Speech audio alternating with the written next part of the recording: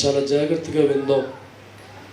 చాలా సందర్భాల్లో దేవుడి పట్ల భయభక్తులు కలిగి విశ్వాసము కలిగి ఏ రోజు కూడా దేవుడు మందిరం మానుకున్న వారు కొన్ని సందర్భాలు కొంతమంది చూసినప్పుడు లోపల బాధపడుతూ ఉంటారు. చెడులో ఉన్న వారి జీవితాలు విజయాల వంటి పథకంలో ప్రయాణమవుతున్నప్పుడు దుష్టత్వం చేసి సంపాదించిన ఆస్తులు బట్టి వారు గొప్పవారిగా మారుతూ ఉన్నప్పుడు మనం అనుకుంటూ ఉంటాం, ఇంత దేవుల్లో బలంగా ఉన్నానే, విశ్వాసంతో ముందుకెళ్తున్నానే, ఏ రోజు కూడా దేవుడి మందిరాన్ని విడిచిపెట్టకుండా వెళుతున్నాను, ఎంతగా ప్రార్థన జీవితంలో ఉన్నా నాకంటే వాడు తాగుబోతు జీవితమే బాగుంది, కోడి పందాలు ఆడిన వాడి జీవితం బాగుంది, పేకాట ఆడుతున్న వాడి జీవితం బాగుందని భక్తి కలిగిన వారు కొన్ని సందర్భాల్లో దుష్టత్వం వల్ల వచ్చి విజయాలు పొందుకున్న కుటుంబాల వైపు చూస్తున్నప్పుడు కొంత బాధపడుతూ ఉంటాం. అయితే దైవజనమ పరిశుద్ధ గ్రంథములో వారి గురించి కొన్ని మాటలు దేవుడు బయలుపరిచారు. ఒక్కసారి అందరం బైబిల్ తీసుకుందాం.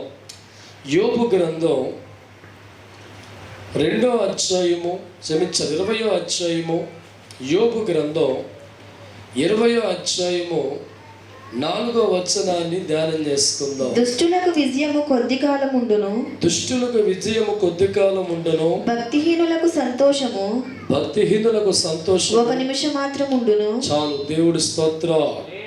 పరిశుద్ధ గ్రంథంలో దేవుడి వాక్యాన్ని బాగా పరిశీలిస్తూ ఉంటే చెడును బట్టి వచ్చే ఆశీర్వాదం, పాపాన్ని బట్టి వచ్చే ఆశీర్వాదం, చెడు కార్యాలను బట్టి వచ్చే ఆశీర్వాదం ఎన్ని రోజులు ఉంటుందంట? కొద్ది కాలం మాత్రమే ఉండును. ఈరోజు నువ్వు జీవితంలో దేవుని బట్టి భయభక్తులతో వెళ్ళిపోతున్నప్పుడు చిన్న చిన్న ఆటంకాలు వచ్చిన సందర్భాలలో, ఒక దుష్టత్వం వల్ల వచ్చిన ఆస్తిపాస్తులు బట్టి వారి జీవితాలు చూసినప్పుడు ఒకవేళ బాధపడుతున్నావేమో. నేను ఇంతగా దేవుల్లో ఉన్నాను, ఇంతగా ప్రార్థన జీవితం కలిగి ఉన్నాను, ఇంతగా మందిరంలో సావాసం కలిగి ఉన్నాను, అయితే నా జీవితం కంటే ఒక తాగుబోతుకు వెళ్ళినవాడు, ఒక కోడి పందాలు ఆడుతున్నవాడి జీవితం, ఒక పేకాటలో పరిగెత్తేవాడి జీవితం చాలా సంతోషంగా ఉంది అని ఒకరు అనుకుంటున్నావా? అయితే దేవుడు అంటున్నాడు, దుష్టుల వల్ల కలిగే విజయము కొద్ది కాలమే ఉండును. దేవుడి స్తోత్రం. హల్లెలూయా. ఒక కోడి పందాల వల్ల కొన్ని కోట్లు సంపాదించిన కొంతకాలం తర్వాత అదే కోడి పందాల్లో సర్వం కోల్పోయి అడుక్కు తినేవారి లోకంలో లేరా? ఒక పేకాటను బట్టి లక్షలు సంపాదించిన వారి జీవితాలు కొన్ని రోజులు పోయిన తర్వాత అదే పేకాట బట్టి సమస్తను పోగొట్టుకొని రోడ్డు పాలే కుటుంబాలు లేవా?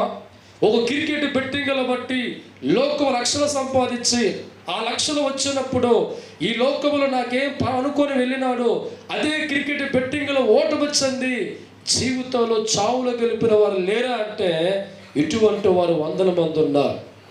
దేవుని బట్టి వచ్చే ఆశీర్వాదం శాశ్వత కాలం నీకుంటుంది.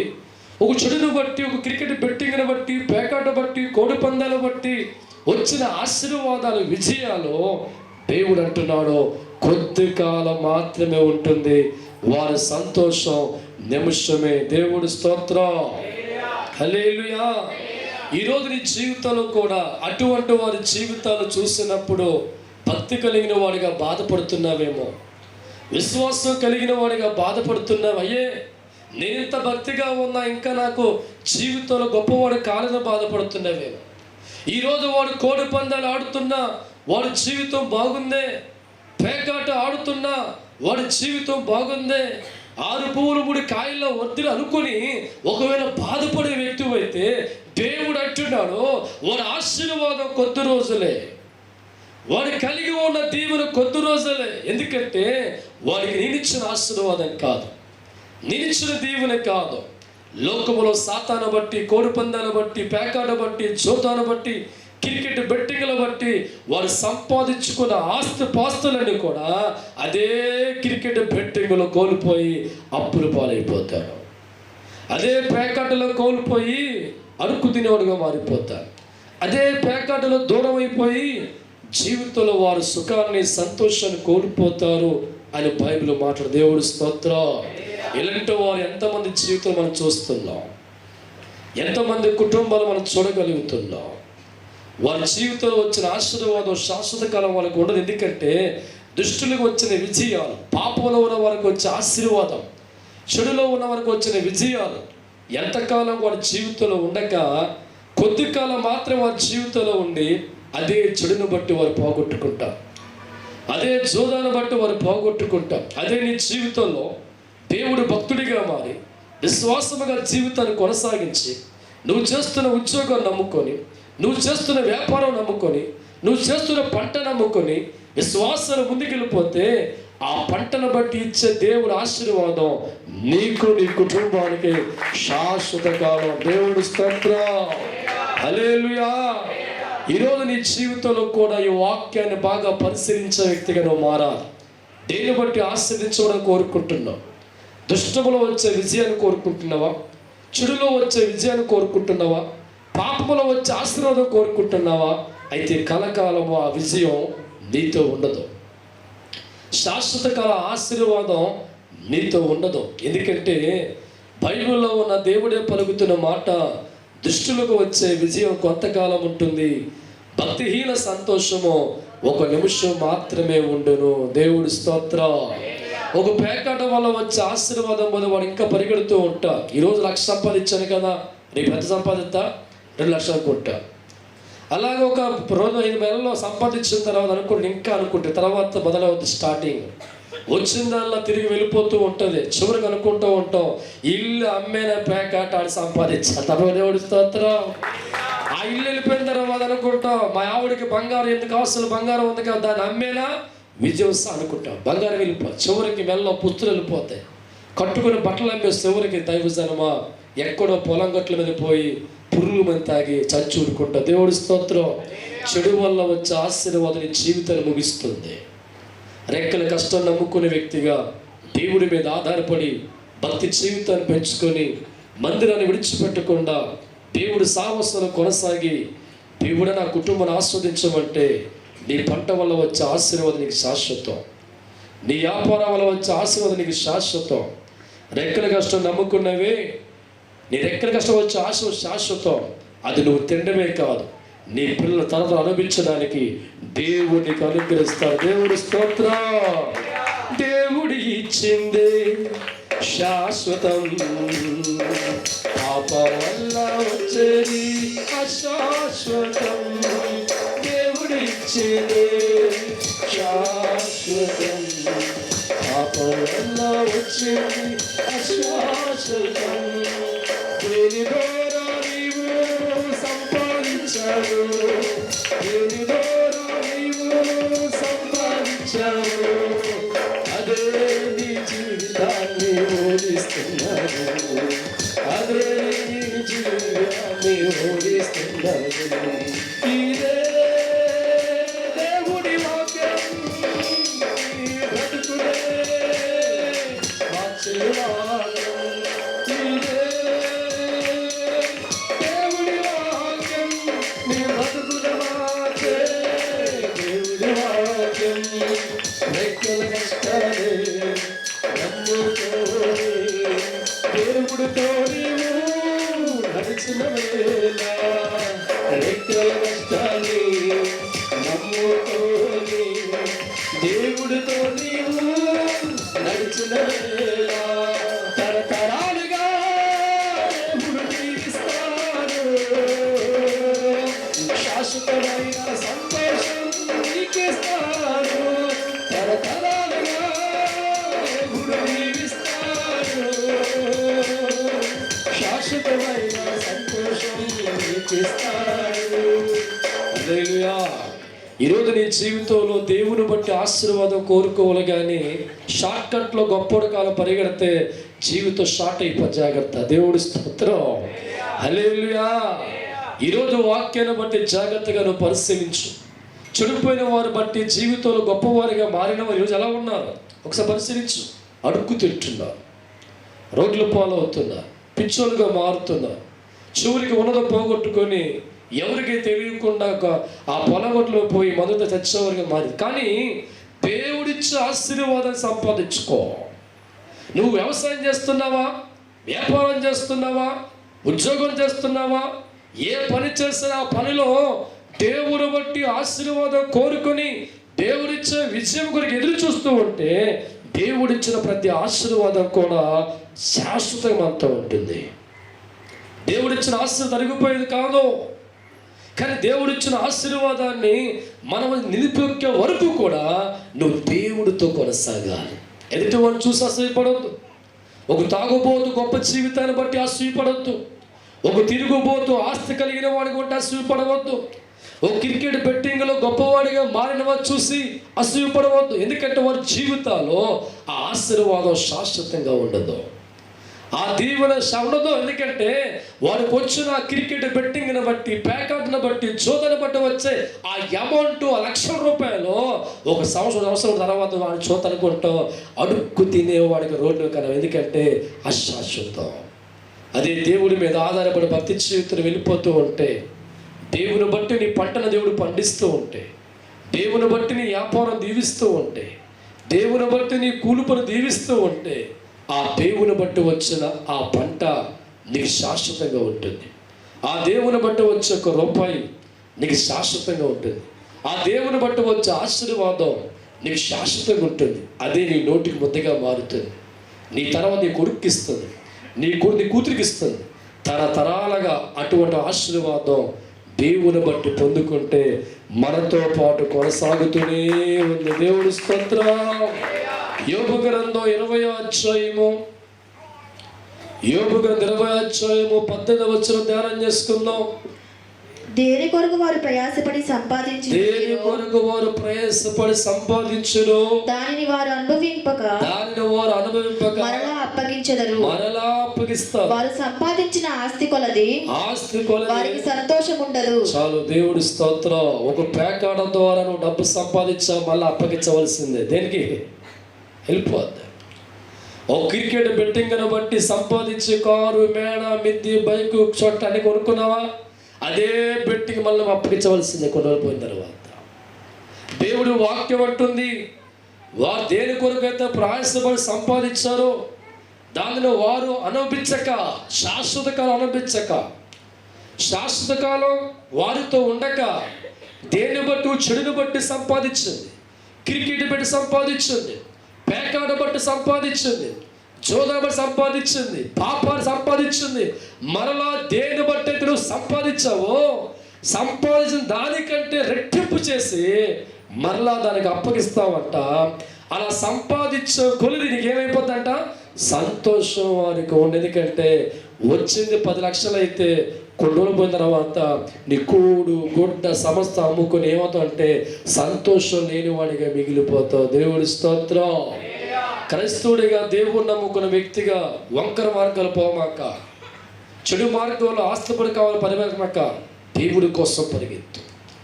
దేవుడు నమ్ముకొని దేవుడి మీద ఆధారపడి నువ్వు చేస్తున్న పనుల్లో నమ్మకంగా ఉండి దేవుళ్ళలో ముందుకెళ్ళే వ్యక్తిగా ఉంటే అందులో దేవుడిచ్చే ఆశీర్వాదం, నోటికి ఆహారం శాశ్వతంగా దేవుడిస్తారు.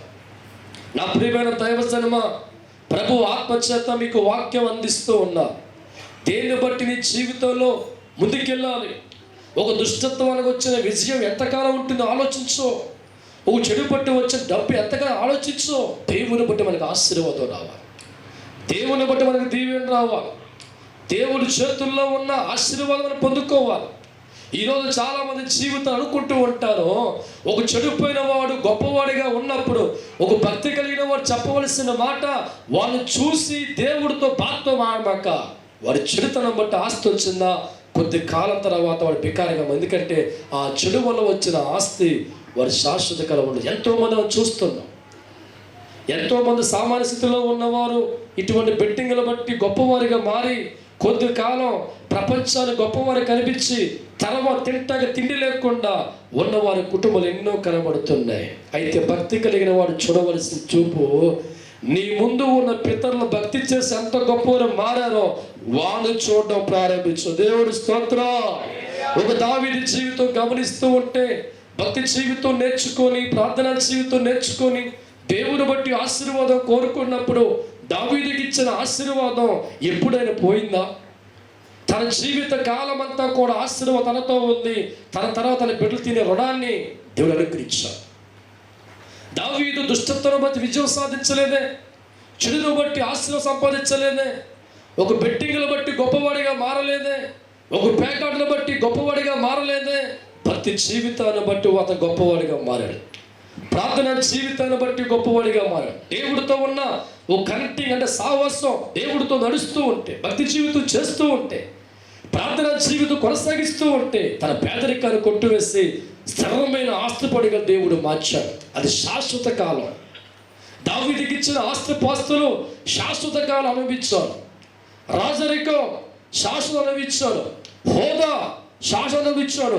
తనకు మాత్రమే కాకుండా వంశమంతా కూడా దైవజనమ ఆశీర్వాదముతో దేవుడిచ్చాడు. కారణం అతనికి వచ్చిన ఆశీర్వాదం దుష్టత్వం బట్టి వచ్చింది కాదు, చెడులోకి వెళ్ళి సంపాదించింది కాదు, పాపములోకి వెళ్ళి సంపాదించింది కాదు, వంకర మార్గంలో సంపాదించింది కాదు.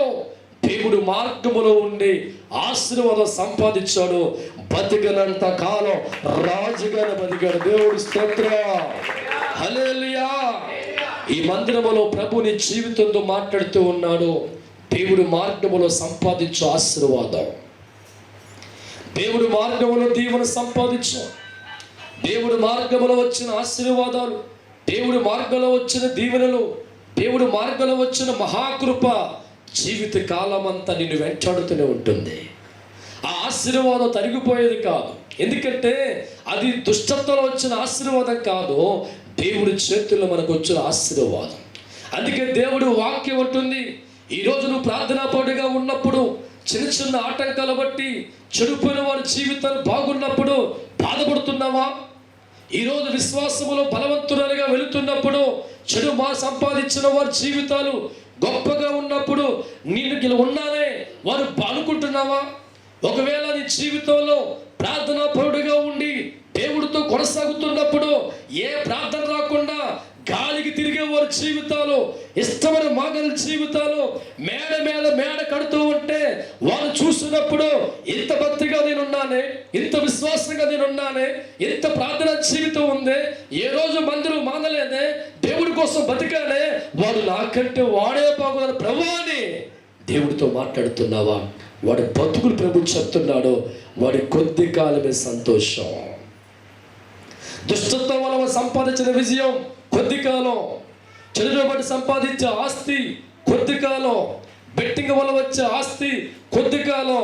వారు నువ్వు చూస్తుండగా కొన్ని రోజులు పోయిన తర్వాత రోడ్లు అడుక్కునే స్థాయికి అలా ఇల్లుడు ఇలాగ వచ్చాడు. దేవుడు స్తోత్రం. అదే నువ్వు దేవుని బట్టి ఇలాగ మెట్లు ఎక్కుంటూ వెళుతున్నావా? మన దిగా తెలుసా, ఇంకా బోలు మెట్లు దేవుడు నేను ఎక్కుతూనే ఉంటాడు. దేవుడు స్తోత్రం. దేవుడి ద్వారా వచ్చిన ఆశీర్వాదం స్థిరమైనది కనుక ఒక్కో మెట్టు ఎక్కుకుంటూ దేవుని బట్టి వెళుతూ ఉంటే మళ్ళా దిగే ఛాన్స్ లేదు. కానీ లోకమును బట్టి, చెడును బట్టి, కోడి పందాలు బట్టి, జోదాలు బట్టి, పేకాట బట్టి, క్రికెట్ బెట్టింగ్లు బట్టి, వంకర మార్గాలు బట్టి, దుష్ట మార్గాలు బట్టి సంపాదించుకున్న వారి జీవితాలు మనం చూస్తూ ఉంటే సర్ర పైకి వెళ్తాడు. దేవుడి స్తోత్రం. మళ్ళీ చూడండి, ఎప్పుడు చూసారు మీరు దాన్ని? ఏమంటే తారాజు జరగలుగుతుంది సర్రగా దేవుడి స్తోత్రం. మంది అయిపోగానే దేవుడి స్తోత్రం, హల్లెలూయా. దేవుని బట్టి మనం వెళ్తే దేవచనమా ఇక వెనక్కి తిరిగే అవకాశం లేదు. ఎక్కడో దేవుడు కూర్చోబెడతాడు. దేవుడు స్తోత్రం, హల్లెలూయా, హల్లెలూయా, హల్లెలూయా. కరుణించే దేవుడవు నీవే యేసయ్యా, కాపాడే దేవుడవు నీవే యేసయ్యా, కరుణించే దేవుడవు నీవే యేసయ్యా, కాపాడే దేవుడవు నీవే యేసయ్యా.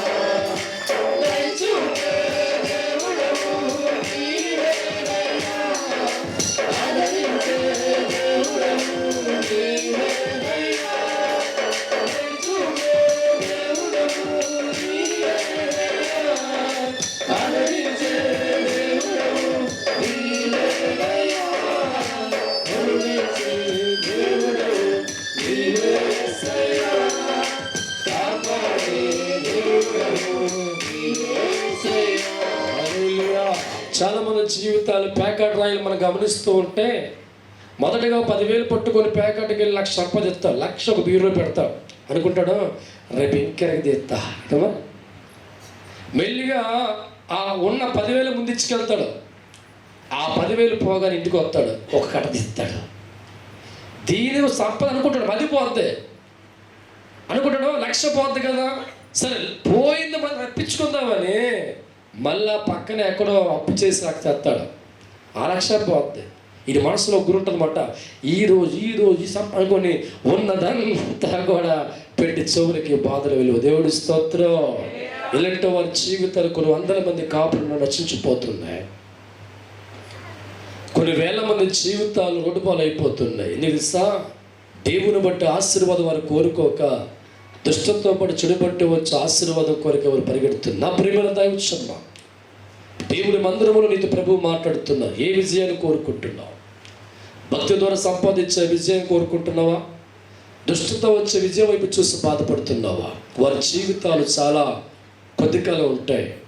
వారి ఆశీర్వాదాలు చాలా తక్కువ టైం ఉంటాయి. ఒక వెలుగుతారు, కానీ సడన్గా వారు ఆ వెలుగు ఆరిపోతారు.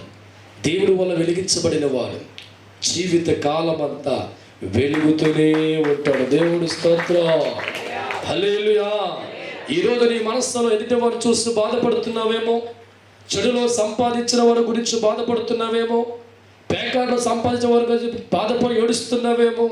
వారి జీవితంలో వచ్చే ఆ అకాలమైన ఆశీర్వాదాలు ఉండవు. దైవచనం, దేవుళ్ళు కష్టపడు, దేవుళ్ళు ఎదుగు, ప్రార్థనలో ఎదుగు, దేవుడితో ప్రార్థించాయి. నువ్వు చేసిన పనులు దీవించమను. దేవుడు దీవించమనిగా ప్రారంభిస్తే ఆ పంటే నీకు 10 ఎకరాలు మారిపోతుంది. ఆ చిన్న వ్యాపారం వేల మంది దేవునికి మారిపోతుంది. నీ రెక్కల కష్టాన్ని దేవుడు గొప్పగా మార్చేస్తాడు. ఏ పనులో నీవు ఉన్నావో అందులో దేవుని బట్టి దేవుని కోరుకుంటే, దేవుని బట్టి ముందుకెళ్తూ ఉంటే ఆ దేవుడు దీవించడం ప్రారంభిస్తే ఒక్కడితో ప్రారంభించిన వ్యాపారం అనేక వ్యాపారాలుగా దేవుడు మార్చును గాక. దేవుడు స్తోత్రం. శివుడు మాట చెప్పి ముగించుకుందాం. 2 సమూయేలు గ్రంథం 15వ అధ్యాయం. 2 సమూయేలు గ్రంథం 15వ అధ్యాయము 12వ వచనం ధ్యానం చేసుకుందాం. మరియు బలి అర్పింపవలెనని ఉండి అబ్షలోము గీలోనీయుడైన అహీతోబెలు అను దావీదు యొక్క మంత్రిని గీలో అను అతని ఊరి నుండి పిలిపించి ఉండెను. అబ్షలోము దగ్గరకు వచ్చిన జనము మరి ఎక్కువ చేత కుట్ర బహుబలమాయెను. చాలు. దేవుడి స్తోత్రం. అబ్షలోము జీవితం మనం బాగా పరిశీలిస్తూ ఉంటే దేవుడు రాజరేఖను అబ్షలోముకి ఇవ్వలా, సొలొమోనుకి రాజరేఖ ఇమ్మని దేవుడు మాట్లాడేది. కానీ అబ్షలోము జీవితం గమనిస్తూ ఉంటే ఏదో ఒక వంకర మార్గంలో రాజుగా మారాలనుకున్నాడు. దానికోసం ఎన్నో కుయుక్తులు పన్నేవాడిగా మారారు. మనుషులను దగ్గరికి మార్చుకున్నాడు. జీవితంలో ప్రతి ఒక్కరిని కూడా మా దగ్గరికి మార్చుకున్నాడు. నీ రాజుని కావాలి, ఎవడు పోయినా పర్లే, ఎవరున్నా అనుకున్నాడు. జీవితంలో కుయుక్తులు పన్నేవాడిగా, కుట్రలు పన్నేవాడిగా జీవితంలో మారి కన్న తండ్రిని కూడా తరిమి కొట్టేవాడిగా మారి చివరికి దుష్టత్వం వల్ల అబ్షలోము ఏమయ్యాడంట? రాజయ్య. దేవుడి స్తోత్రం. ఇక నా జీవితం అంతా రాజుగా ఉంటానుకున్న అబ్షలోము ఒక వంకర మార్గము ద్వారా, ఒక చెడు మార్గము ద్వారా, దుష్ట ఆలోచనల ద్వారా, కుయుక్తుల ద్వారా పన్నాగం పన్ని దావీదు చేతుల్లో ఉన్న రాజ్యాన్ని పొందుకునే ఆ ఆలోచనలో చెడుపోయిన మార్గం ద్వారా వెళ్ళి సాధించుకున్నాడు అబ్షలోము రాజరికాన్ని. దేవుడి స్తోత్రం. అబ్షలోము అనుకుంటున్నాడు ఒక శాశ్వత కాలం నేనే రాజుగా ఉంటానుకున్నా. కొన్ని రోజుల తర్వాత చూద్దాం ఒకసారి వాక్యం. 2 సమూయేలు గ్రంథం 18వ అధ్యాయం. 2 సమూయేలు 18వ అధ్యాయం 9వ వచనం. అబ్షలోము కంచెర గాడిద మీద ఎక్కిపోవచ్చు దావీదు సేవకులకు ఎదురాయెను. ఆ కంచెర గాడిద ఒక గొప్ప మస్తకి వృక్షము యొక్క చిక్కు కొమ్మల క్రిందికి పోయినప్పుడు అతని తల చెట్టుకు తగులుకునినందున అతడు ఎత్తబడి ఆకాశమునకును భూమికి మధ్యలో వేలాడుచుండగా. దేవుడి స్తోత్రం. చెడు మార్గం ద్వారా రాజరికాన్ని సంపాదించిన వాళ్ళు బతుకు మనం పరిశీలిస్తే దైవజనమా, దావీదు సేన ఎదురవుతున్నప్పుడు దావీదు సేన తరుగుతూ ఉన్నారు. అలా తరుగుతూ ఉన్నప్పుడు అబ్షలోము కంచెర గాడిద ఎక్కి పరిగెడుతూ ఉన్నారు. ఒక పొదలగల చెట్టు కింద గాడిద పరిగెత్తగానే అబ్షలోముకున్న చుట్టూ పొదలు తగులుకొని గాడిదెళ్ళిపోయింది, పొదలు చిక్కుపోయాడు. బాణాలతో కొట్టబడి జీవితంలో కన్ను మూసిన వాడిగా అబ్షలోము జీవితం దేవుడి స్తోత్రం ఎంతకాలం దీవించబడ్డాడు. దావీదు జీవితం శాశ్వత కాలం ఆశీర్వాదం చూశాడు.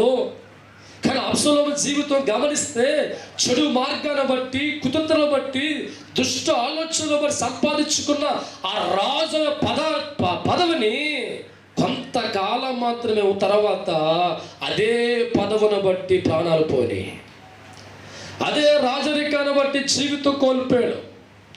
అదే ఆలోచనలు వెళ్ళిపోయి నేను శాశ్వత కాలం రాజుగా ఉంటానుకున్న వాడి జీవితం అదే పదవును బట్టి సైనికుల చేతుల్లో అస్సలం జీవితం బాణాలతో కొట్టబడి ముగించబడింది. దేవుడి స్తోత్రం. భక్తి కలిగిన వాడికి వచ్చిన ఆశీర్వాదం శాశ్వత కాలం ఉంటే, వంకర మార్గాల్లో పోయి, చెడు మార్గాల్లో పోయి, దుష్ట ఆలోచన అబ్షలోము జీవితంలో వచ్చిన ఆ రాజరికం అనే ఒక పదవి ఎంతకాలం అంటే కొన్ని రోజులే ఉంది. ఈరోజు నీ జీవితంలో కూడా భక్తిని బట్టి సంపాదించుకున్న వారి జీవితాలు మనం చూడాలి తప్ప ఒక చెడులోకి వెళ్ళి గొప్పవాడిగా మన జీవితాలు ఆదర్శంగా తీసుకోమాక. నీ ప్యాడ్ చిరిగిపోతుంది. దేవుడి స్తోత్రం. హల్లెలూయా. భక్తి కలిగిన వాడు సంపాదించే ఆశీర్వాదం వైపు చూసి భక్తిపడిగా మారు.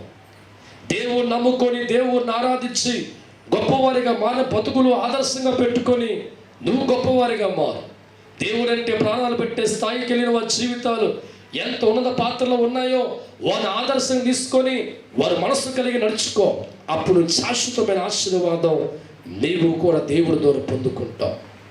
శాశ్వతమైన దీవెన నువ్వు పొందుకుంటావు. అలా కాకుండా భక్తిలో ఉన్న నీవు ఒక తాగుబోతు జీవితం చూసి, ఒక పేకాట వాడి జీవితం చూసి, వాడు తాగుతున్నా, పేకాట ఆడుతున్నా, కోడిపంద పరిగెడుతున్నా, బెట్టింగ్కి వెళుతున్నా, మేడ కట్టాడే వాడి బతికే బాగుంది ప్రభా అనుకుంటే దేవుడు నీతో అంటున్నాడు, అరే వారి జీవితాలు చాలా కొద్ది రోజులేరా. ఒక క్రికెట్ బట్టి వచ్చిన ఆశీర్వాదం కొద్ది రోజులేరా. ఒక పేకాట వచ్చి ఆశ కొద్ది రోజులేరా. దేని బట్టి వాళ్ళు సంపాదించారో వడ్డీతో సహా ఏం చేస్తారంట, దానికి అప్పగిస్తారు. దేవుడి స్తోత్రం. నా ద్వారా సంపాదిస్తావే, డబల్ వడ్డీ నా ద్వారా పొందుకుంటావు. దేవుడి స్తోత్రం. హల్లెలూయా. ఈరోజు మన జీవితాలు దేని ఆదర్శం తీసుకోవాలి. దుష్టత మధ్య వచ్చిన ఆశీర్వాదం చూస్తావా? దేవుడు నమ్ముకొని ప్రార్థన జీవితం కలిగి ఉండి భక్తి జీవితం నేర్చుకొని దేవుడు విడిచిపెట్టకుండా నడిచేవారు వచ్చిన ఆదర్శం తీసుకుంటావా? ఏది తీసుకుంటావు? రెండిట్లో కేటాయించుకో.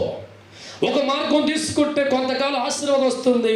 నేను తినే తర్వాత అది దేవుని బట్టి నీకు ఆశీర్వాదం వస్తే బ్రతికి పట్టు కడతావు. నీకు మాత్రమే కాదు కానీ నీ కడుపురుపుడు బిడ్డలు అనుభవిస్తారు ఆస్తపాస్తులు. నీ వంశవృక్షం నిలబడుతుంది. దేవుని బట్టి వచ్చిన ప్రతి ఆశీర్వాదం కూడా నీ బిడ్డలు తింటారు. అదే దైవజనమా చెడు మార్గంలో ఆశీర్వాదం వస్తే సగం నీ ఆశీర్వాదం పోతుంది. నువ్వు రోడ్డు పాలైపోతావు, అడుగు తినేవాడిగా మారిపోతావు, నీ బిడ్డలు పస్తు పెడతావు. చివరికి అనుకుంటారు ఫ్యామిలీ ఇక బతికి పట్ట కట్టలేం కాబట్టి పాను పరాకలాగా తాగేద్దాం. దేన్నండి ఎందుకు స్థితి వచ్చింది? దేవుళ్ళో భక్తి చేత నీ పేదవాడికి ఉంచుతాడా? దేవుడి మార్గం నమ్ముకుంటే పేదవాడికి ఉంచుతాడా? ప్రభు ఆత్మ చెప్తున్నాను, దేవుళ్ళో ఆశీర్వాదం సంపాదించుకో, దేవుడు మార్గంలో సంపాదించుకో. రెక్కల కష్టం బలంగా నమ్ముకో, నీ వ్యాపారం బలంగా నమ్ముకో. దేవుడు సాహసం కళ్ళవుడు విడిచిపెట్టొద్దు. గట్టిగా దేవుని పట్టుకో. ఆ దేవుని గోచాడి దేవుని వెంబడించి, ప్రభువా నేను కూలి పని చేస్తున్నాను, నేను వ్యవసాయం చేస్తున్నాను, నేను వ్యాపారం చేస్తున్నాను నీ అని దేవుడు ప్రార్థన చేస్తూ ఉంటే అదే వృత్తిలో దేవుడు నిన్ను కుబేరుగా మారుతాడు. దేవుడు స్తోత్రం. మాట కోల్గేట్ పేస్ట్, అందరికీ కోల్గేట్ పేస్ట్, పళ్ళు తోముకునే పేస్ట్ తెలుసా? కోల్గేట్. ఒక క్రైస్తవుడు పేదవాడు అటువంటి వ్యక్తి జీవితం పరిశీలిస్తూ ఉంటే అతను ప్రార్థన చేసుకున్నప్పుడు ఆ దినాల్లో పేస్టులు లేవు. యాపుల్ల, తుమ్మపుల్ల, జిడిపుల్ల తప్ప మనుషులకి పేస్టులు లేవు. ప్రార్థించే ఒక ఐడియా వచ్చిందంట, చిన్న పేస్ట్ తయారు చేసి పెడదాం కదంట. ప్రార్థనలో గడుపుతుండే ఒక జ్ఞానం దేవుడు దయచేశారు. ఆ దినాల్లో లేని ఆ పేస్ట్ని మెల్లిగా ఒక 10 తయారు చేసి మార్కెట్లోకి వదిలేడు. కిక్ అయ్యింది. ఇక అలా చేసుకుంటూ వెళ్ళిపోతూ ఉంటే ఈరోజు అదే కోల్గేట్ అధినేత ప్రపంచంలో కుబేరుల్లో 2వ స్థానంలో దేవుడు అతని జీవిత దేవుడు స్తోత్రం. అతను దేని బట్టి ఇంత గొప్పవాడిగా మారాడు? చెడు మార్గంలో వెళ్ళాడా? కోడి పందాలు ఆడి గొప్పగా మారాడా? క్రికెట్లో మారాడా? లేడు. దేవుడి మీద ఆధారపడి ఇచ్చిన జ్ఞానాన్ని బట్టి దాన్ని నమ్ముకొని కష్టపడడం ప్రారంభించినప్పుడు ప్రార్థన చేశాడు. నేను యథార్థ నేను బట్టి వెళ్తున్నానయ్యా, నన్ను దీవించన్నాడు. అదే కోల్గేట్ పేస్ట్ ఈరోజు ప్రపంచవ్యాప్తంలో 2వ స్థానంలో తన జీవితాన్ని దేవుడు పెట్టాడు. నా ప్రేమన దైవజనమా, యెహోవా అగ్నిజ్వాల ప్రార్థన మందిరములో దేవుడు వాక్యం మీద నీ చేతు ప్రభు మాట్లాడుతున్నాం. ఎదుటి వాడు పాపాన్ని బట్టి వచ్చే ఆస్తుపాతుల బట్టి నువ్వు బాధపడబాక. నిలకడగా దేవుల్లో ఉండు. దేవుడు చేయి పట్టుకో, ప్రార్థనలో కొనసాగు. నీ తండ్రిన దేవుణ్ణి గుండెల్లో పెట్టుకో, గట్టిగా చేయి పట్టుకో, ప్రార్థిస్తూ వెళ్ళిపో. నీవు టాప్ పొజిషన్కి వెళ్ళకపోతే నా పేరు మార్చుకుంటా. దేవుడి స్తోత్రం. దేవుడు మిమ్మల్ని మీ కుటుంబాలను ఆస్వాదించును గాక. అందరు కళ్ళు మూసుకోండి. జాన్ పాల్ గారు వాక్యం ఎత్తి ప్రార్థన చేస్తారు. జాన్ పాల్ వాక్యం ఎత్తి ప్రార్థించండి. కళ్ళు మూసుకొని ప్రార్థన. మహాగండ పరిశుద్ధ ప్రేమగల తండ్రి, మీ పరిశుద్ధమైన పాదాలకి వందనాలు, స్తోత్రాలు చెల్లించుకున్న ప్రభా. ఎంత గొప్ప దేవుడు, ఎంత మంచి దేవుడు, ప్రేమమైన దయ్యమైన కరుణమైన తండ్రి. ఉదయకాల ఆరాధన కార్యక్రమంలో ప్రభా అయ్యా ఇంతవరకు నాన్న మీ దైవశాఖలు మీ పరిశుద్ధాత్మలో నిలబడి మీ వాక్యాన్ని అందిస్తుండగా మీ పరిశుద్ధాత్మతో మాతో మాట్లాడారు. మీకు వందనాలు, స్తోత్రాలు. ఈ యొక్క ఉదయకాల ప్రభా మీరు మాతో మాట్లాడే వాక్యానుసారంగా మీ అంత భయభక్తులు కలిగి మీ విశ్వాసపుర బలంగా ఎదుగునట్టు మీ సహాయం తెచ్చేయమని, మహిమ గంతలు మీరే పొందమని యేసు క్రీస్తు రాతి పరిశుద్ధ నామములో స్తుతించి కనపరిచి వేడుకుంటున్నాం మా పరమ తండ్రి. ఆమేన్. సమర్పణ పాటతో ముందుకెళ్దామండి.